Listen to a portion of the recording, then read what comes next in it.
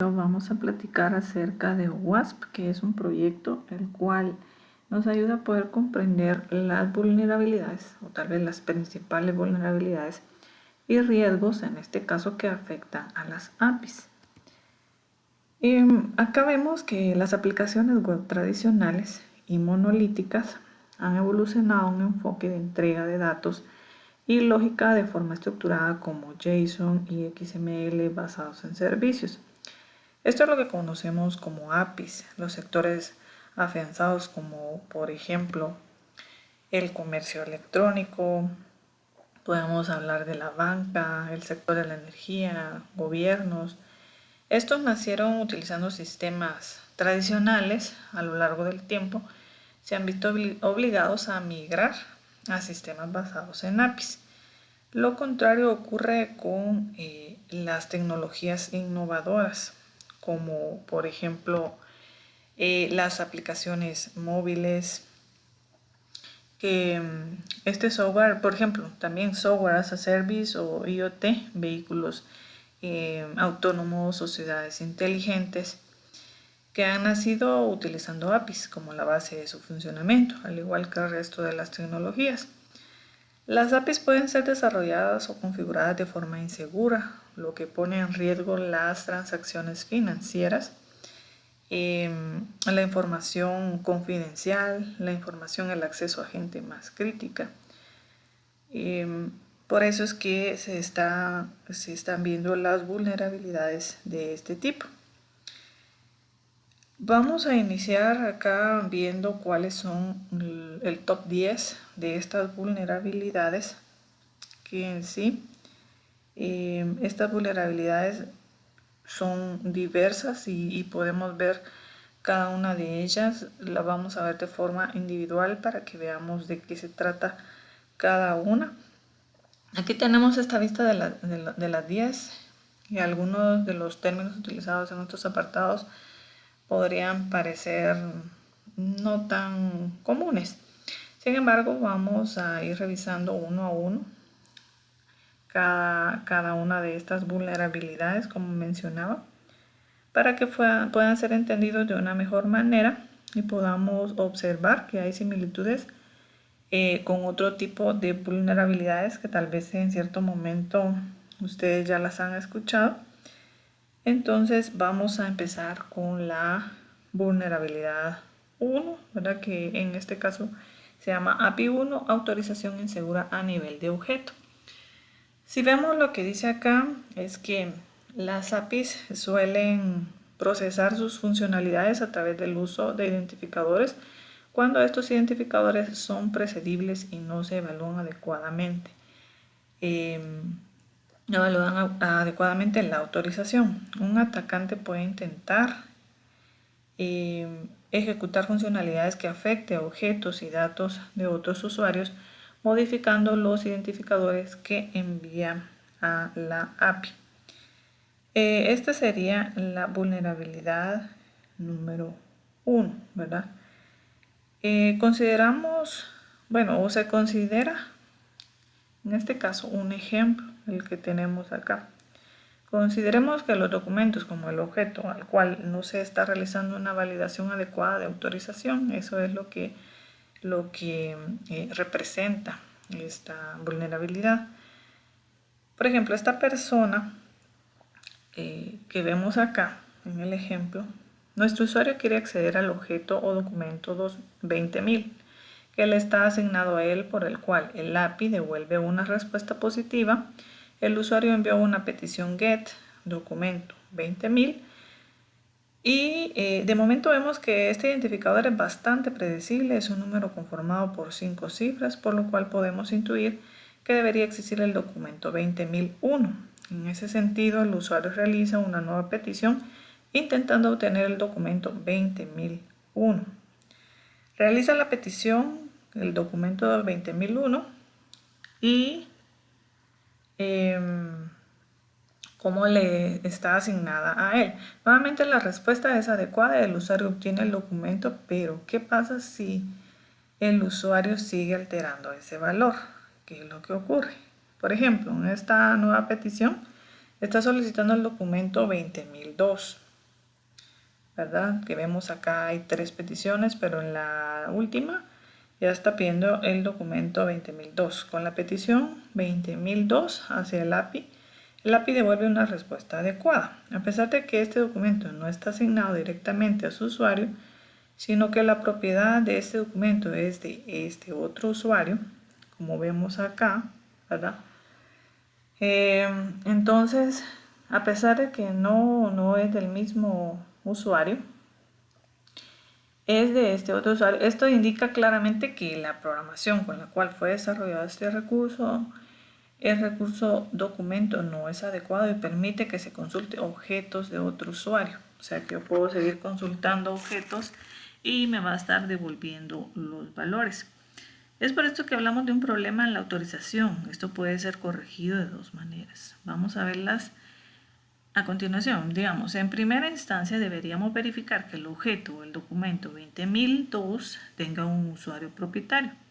Este valor debería ser añadido a la tabla donde se guardan los documentos, que luego es verificada y comparada con el usuario que está en sesión actualmente. En este caso, el usuario en sesión es este, ¿verdad? El que vemos en la imagen, y el dueño del documento es un usuario distinto. Por lo tanto, la API debería devolver un error cuando el que se muestra a continuación,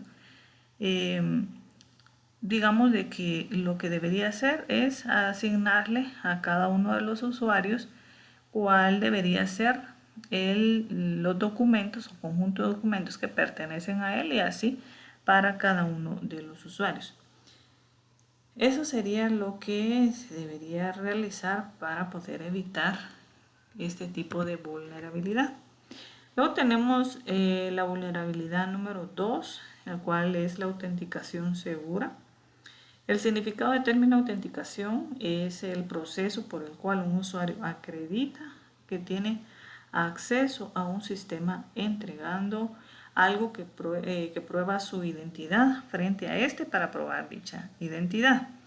Se puede entregar 3 tipos de credenciales distintas al sistema. Por ejemplo, algo que se sabe en el caso de una combinación de usuario y contraseña, que es algo común, que se tiene en el caso de poseer un token digital o una tarjeta inteligente, por ejemplo.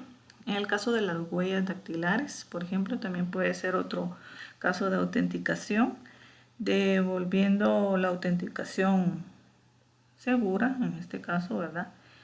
Y luego tenemos los mecanismos de autenticación están afectados por las debilidades clásicas, como lo son los ataques de fuerza bruta o los ataques de diccionario.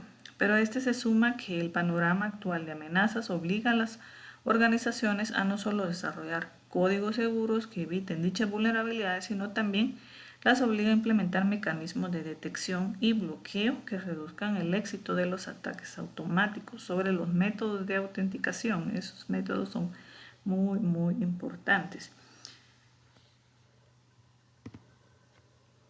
Acá, como mencioné hace un momento, estos métodos son muy importantes y se da de la siguiente forma. Digamos que si vemos en el texto, la amenaza obliga a que las organizaciones desarrollen código seguro, como mencionaba, para que no se den este tipo de vulnerabilidad. Acá vamos a ver el ejemplo. Es un tipo de ataque automático.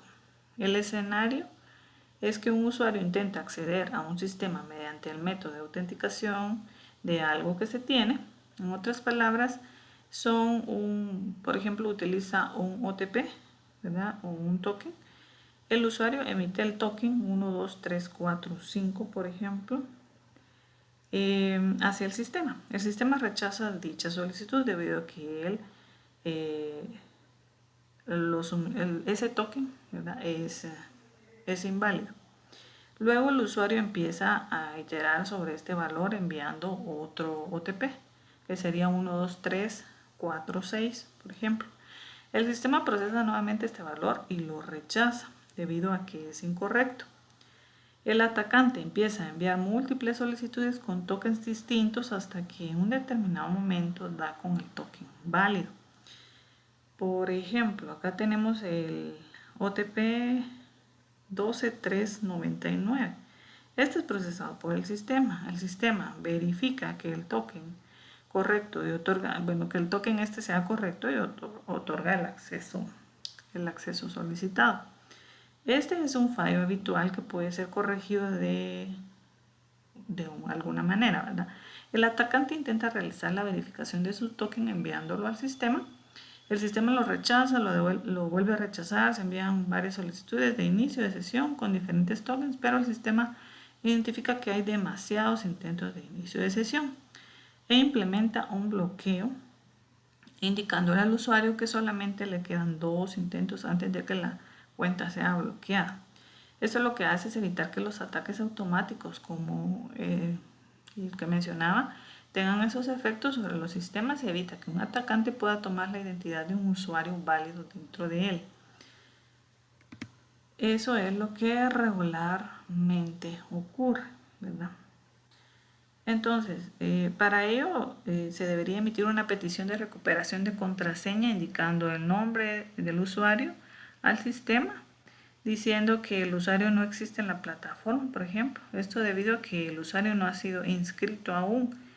Entonces el atacante intenta con otro usuario, el sistema responde de la misma manera indicando que este no existe. Un atacante con una gran cantidad de correos electrónicos o listas de posibles usuarios podría enviar múltiples solicitudes a este sistema para poder identificar cuáles son los usuarios válidos y luego intentar atacarlos directamente. Es de esta manera que el atacante sigue intentando como usuarios hasta que el sistema emite una respuesta que indica que las instrucciones de recuperación de contraseñas se enviaron al correo electrónico indicando esta situación para resolver fácilmente esto. Se da de esta manera, ¿verdad? Se envían diferentes peticiones hasta que devuelve una petición positiva, tal como se ve acá en el ejemplo. Muy bien. Luego tenemos la número 3. Acá los desarrolladores, bueno, en esta se llama, ¿verdad?, exposición excesiva de datos. En esta, básicamente lo que se trata de hacer es, bueno, vamos a leer lo que dice acá. Los desarrolladores tienden a exponer demasiadas propiedades de los objetos sin tener en cuenta la sensibilidad de estos. La sensibilidad de estos, ¿verdad? O protección por regulaciones para maximizar la reutilización de activos y confiando el filtrado de datos a la aplicación client antes de mostrarlo al usuario. Este sería el texto. Digamos que acá en el ejemplo tenemos el caso de una aplicación de citas a un usuario que desea ver el perfil de una potencial cita. La aplicación muestra los datos públicos de esa persona. Por ejemplo, tenemos a Alicia Brown, una mujer de 21 años. Eso se ve a nivel de la interfaz del cliente móvil. Sin embargo, veamos cómo se comportan los servicios que van por detrás a nivel más técnico. Lo que sucedió fue que el usuario hizo una petición a un determinado recurso solicitando el perfil público de un usuario. De repente, el usuario que está solicitando esto, ¿verdad?, coloca, por ejemplo, alguna cantidad en la API y responde de manera afirmativa con la respuesta OK, y los datos a nivel de servicio pues son mostrados. Vemos que la API responde con muchos más datos de los que se le solicitan a nivel de la aplicación, con datos como la dirección, el teléfono, el correo de esa persona y la foto de usuario, por ejemplo. Este es un hecho recurrente debido a que los desarrolladores están confiando de que esta aplicación va a filtrar los demás datos y solamente mostrar los datos que se espera. O sea, digamos que la persona que realizó este tipo de código pues no piensa de que existe una vulnerabilidad acá. Pero también se podrían estar solicitando mucho más datos. En este caso se podría estar enviando como algún dato, en este caso 200, ¿verdad? La aplicación me da OK y me regresa datos bastante sensibles. En este caso podemos estar viendo que nos está devolviendo un número de tarjeta, el tipo de tarjeta, y así podemos encontrar muchos tipos de código con esta vulnerabilidad. Muy bien, tenemos la vulnerabilidad número 4, falta de recursos y límites de uso. En esta vulnerabilidad, básicamente las API frecuentemente no imponen ninguna restricción sobre el tamaño o la cantidad de recursos que puedan solicitar un cliente, un usuario, hablando del número de peticiones que se pueden realizar a la API o la cantidad de espacio de almacenamiento que se puede tener en algún sistema. Esto puede afectar el rendimiento de la API, lo que puede llevar a casos como la denegación de servicio y pérdida de la disponibilidad. Acá tenemos un escenario en el cual un usuario está intentando cargar sus imágenes o fotos a algún servicio de almacenamiento en línea que utiliza una API para realizar dicha funcionalidad. El usuario intenta subir una foto de 100 megabytes. El API lo permite e indica que el archivo ha sido cargado con éxito nuevamente. El usuario sube otra foto de 10 megabytes. En la API los vuelve a permitir y se carga con éxito el archivo de nuevo.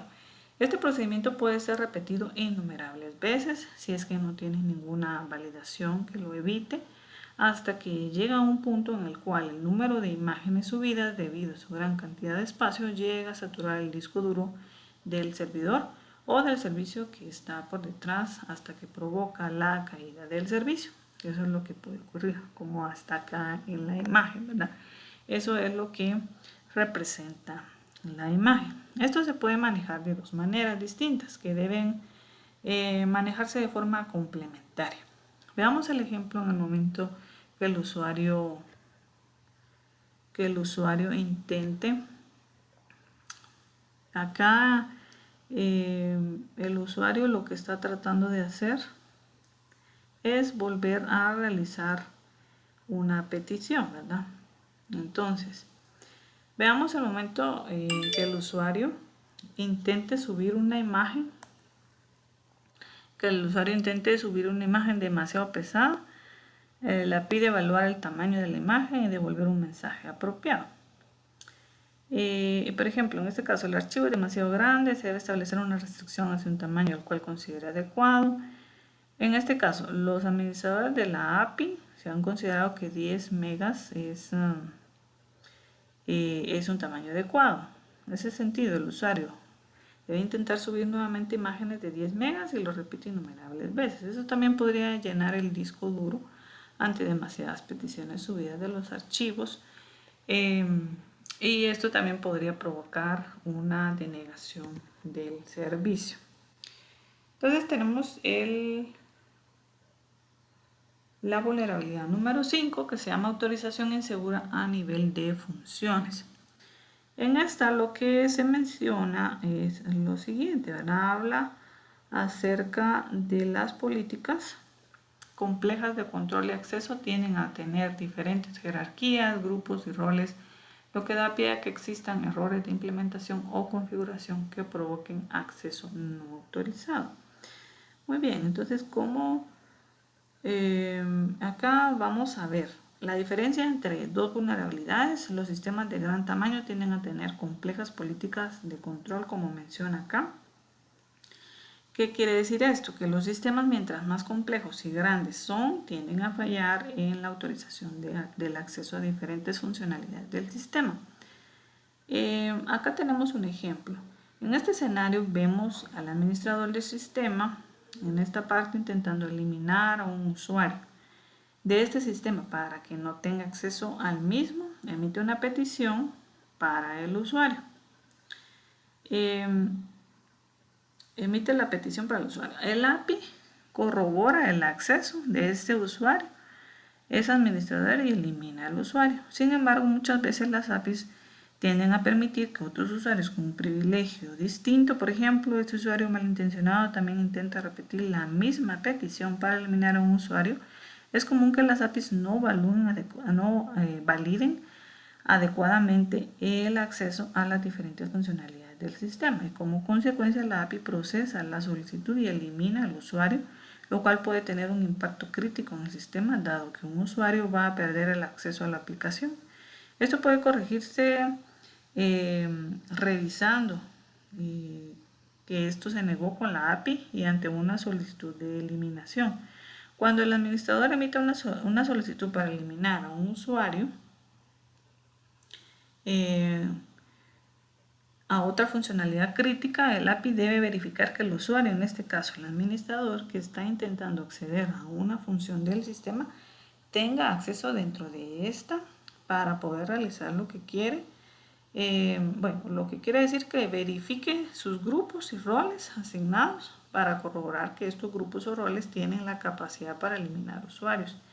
De esta manera, cuando el atacante intente realizar este ataque emitiendo una solicitud de eliminación de usuarios, el API verificará la identidad de este atacante. Al verificar que el usuario, tal vez de bajos privilegios y sus grupos y roles no correspondan con los de administración, que son capaces de acceder a esa función, va a denegar esta acción y va a evitar que el usuario se elimine de forma inescrupulosa, ¿verdad? O sea, que lo haga malintencionadamente.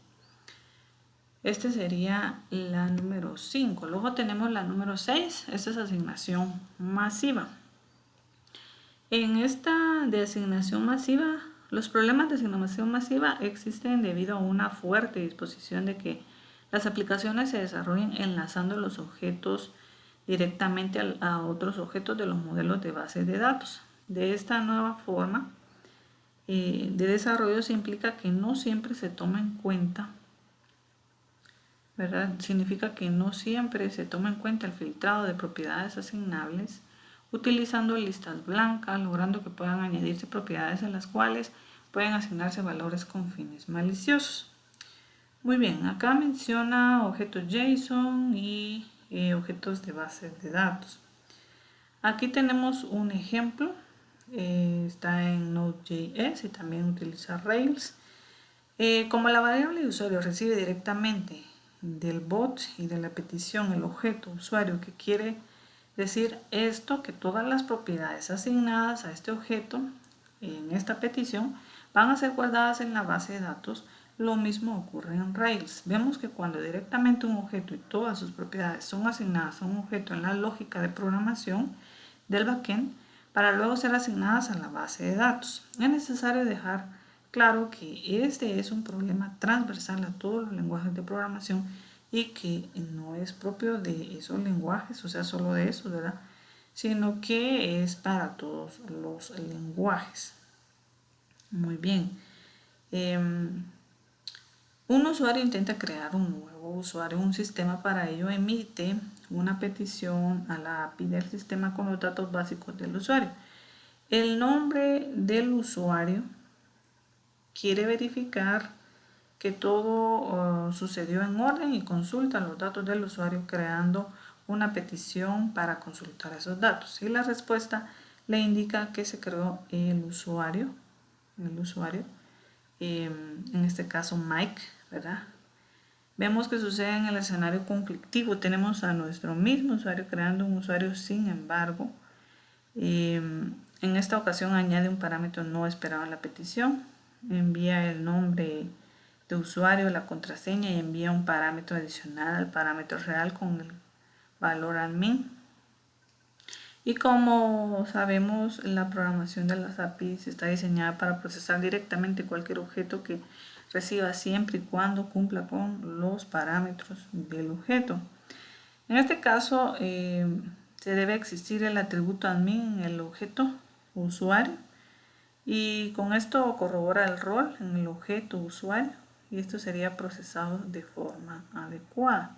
Entonces esta sería la forma de cómo se podría también dar una asignación masiva en cuanto a la creación de usuarios, en este caso que estamos viendo este ejemplo.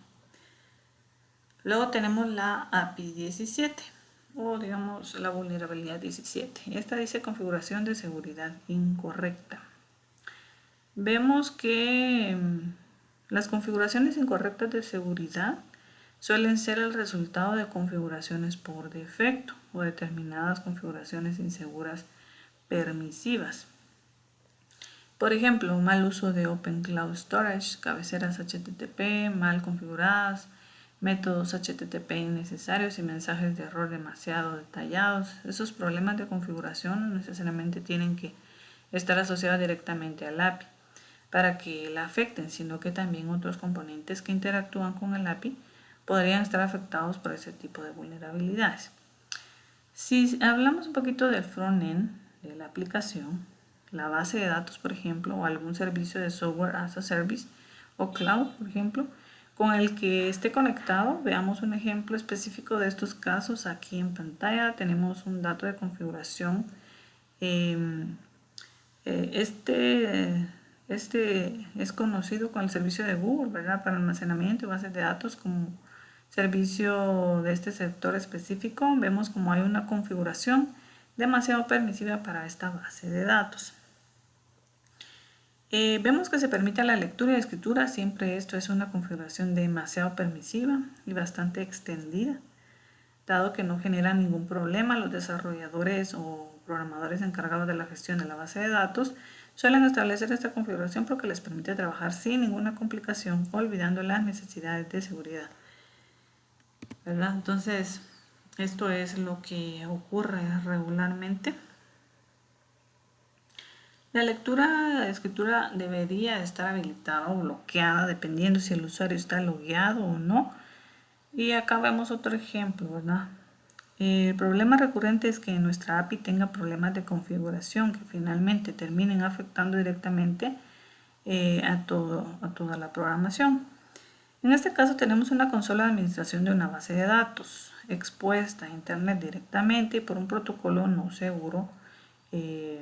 Acá tenemos un HTTP sin cifrado. Un atacante que descubra esta consola administrativa podrá intentar robar la contraseña de acceso debido a que no está protegida el canal de comunicaciones y a que la consola está expuesta a internet. Luego tenemos otro ejemplo. En este caso tenemos un problema parecido. Se está utilizando un protocolo no cifrado, pero también tenemos la oportunidad de analizar las cabeceras que emiten las respuestas de este sitio. Por ejemplo, al momento de hacer una petición a este sitio, emite una respuesta que divulga los diferentes parámetros. Nos indica que la versión del servidor es un Microsoft 7.5, por ejemplo. Luego tenemos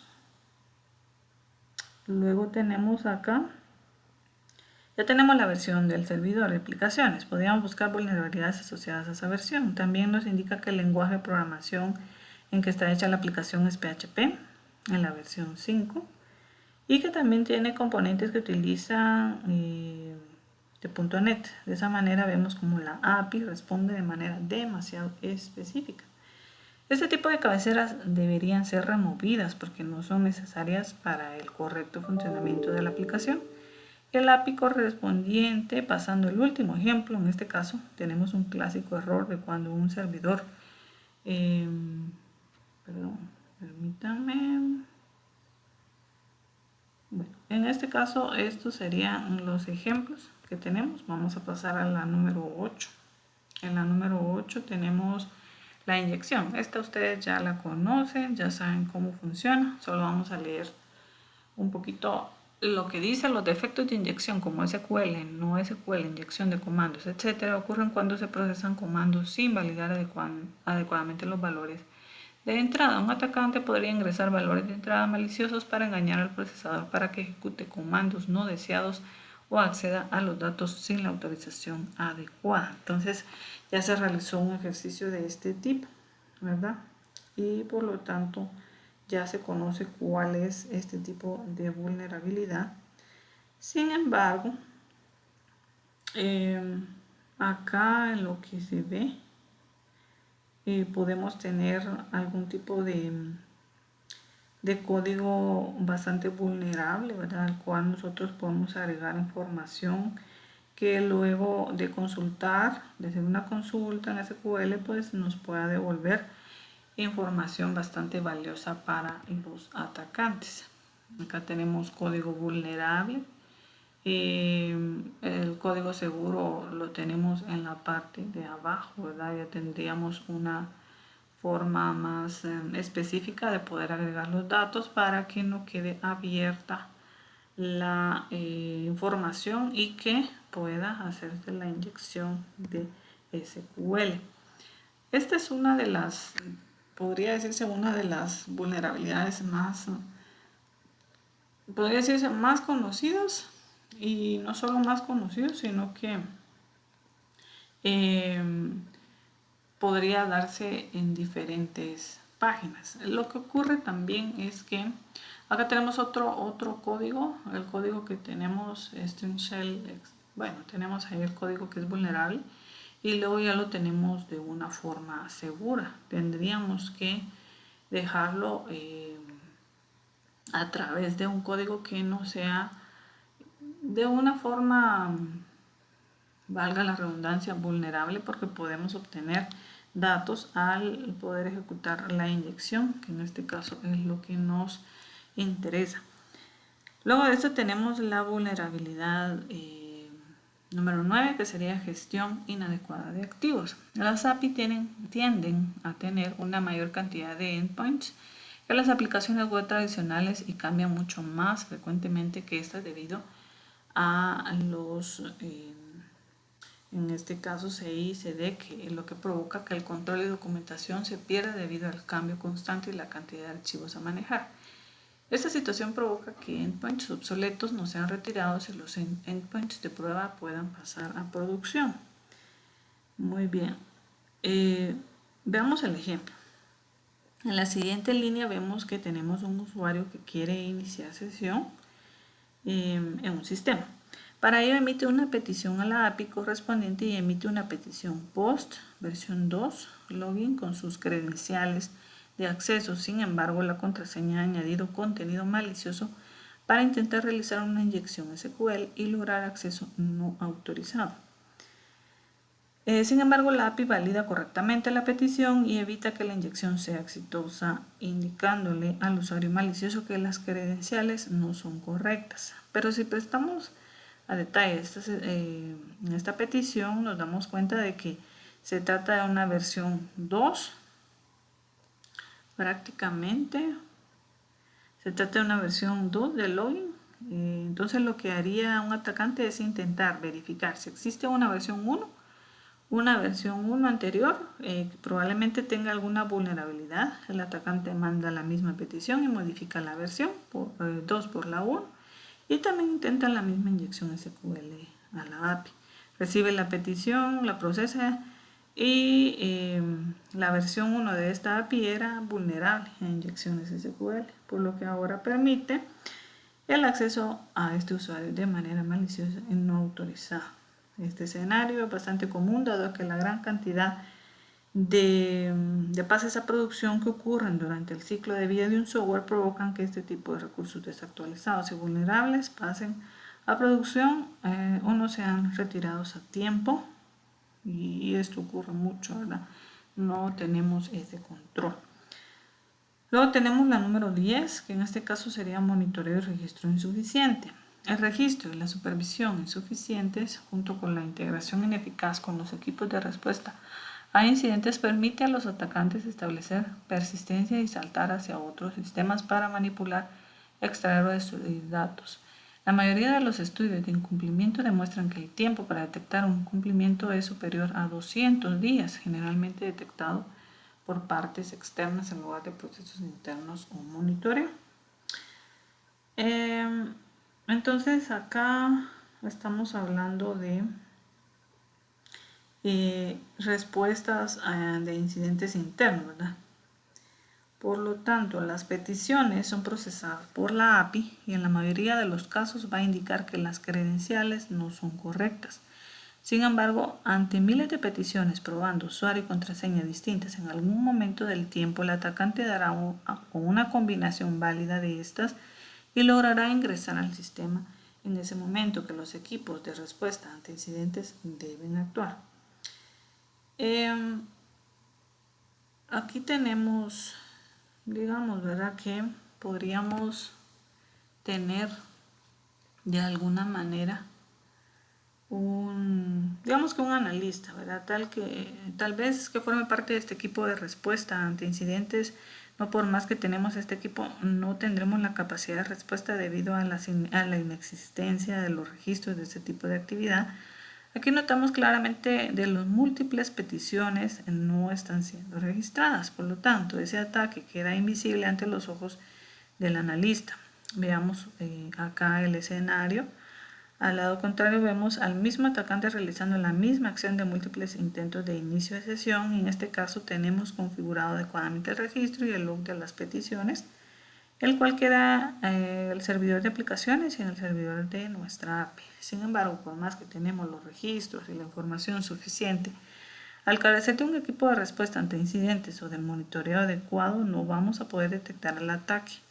Ambas situaciones extremas son más comunes de lo que podemos imaginar. Es por ello que tanto el monitoreo por parte de un equipo de seguridad y de respuesta de incidentes y la adecuada configuración de los registros son necesarias para que haya una adecuada detección de este tipo de ataques.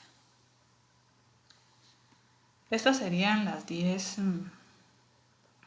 vulnerabilidades, ¿verdad?, de OWASP o WASP, como ustedes le quieran mencionar.